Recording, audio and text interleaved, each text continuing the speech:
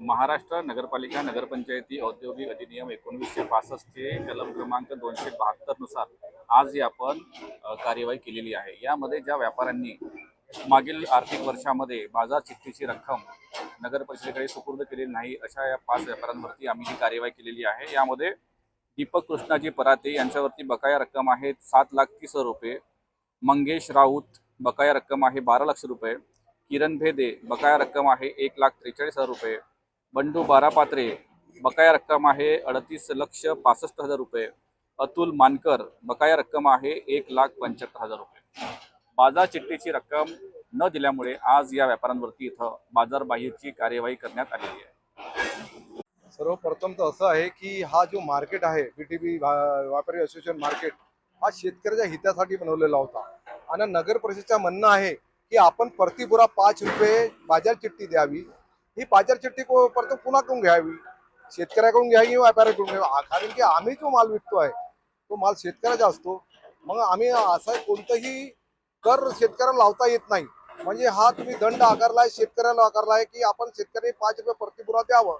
तर आम्ही मानचं म्हणणं आहे की यांनी गेटवरच हा गब्बर सिंग टॅक्स त्या शेतकऱ्याकडून घ्यावं। आम्ही कुठून देणार? आम्ही आपल्या खिशातून देणार काय? हे अत्याचार नगर परिषदेच्या आमच्यावर आलेला आहे आणि इथं 50 व्यापारी आहेत, तर मग कारवाई 5 लोकांवर का? हा अत्याचार नाही का?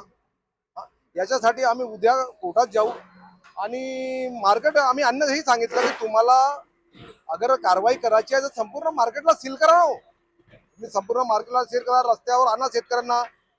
हा विकासक म्हणून बीटीबी असोसिएशनला दिलेला होता, काही नगर परिषदनं मार्केट म्हणून दिलेला नाही आहे। नगर परिषदनं ज्या मार्केट ज्या 30 फूटचा गड्डा दिला त्याच्यावर व्यापाऱ्यांनी विकास केला याच्यावर आणि संपूर्ण आपले 4 ते 5 कोटी रुपये लावले। आज तुम्ही म्हणता की तुम्ही इथं बाजार मार्केट खाली करा, यात प्रतिपुरा गब्बर सिंग टॅक्स द्या। याच्या विरोधात आम्ही उद्या कोर्टात जाणार आहोत। आम्ही कोर्टात अपीलही केलेली आहे आणि आम्ही उद्या होऊ शकते आम्ही रस्त्यावर उतरू, शेतकऱ्याचा माल घेऊन रस्त्यावर उतरून आम्ही रस्ता बंद करू। असं संबंध एकत्र येऊन आम्ही उद्या आता रात्री बसून आम्ही सर्व व्यापारी निर्णय घेऊ आणि मग ते सर्व तुम्हाला उद्या कळवू।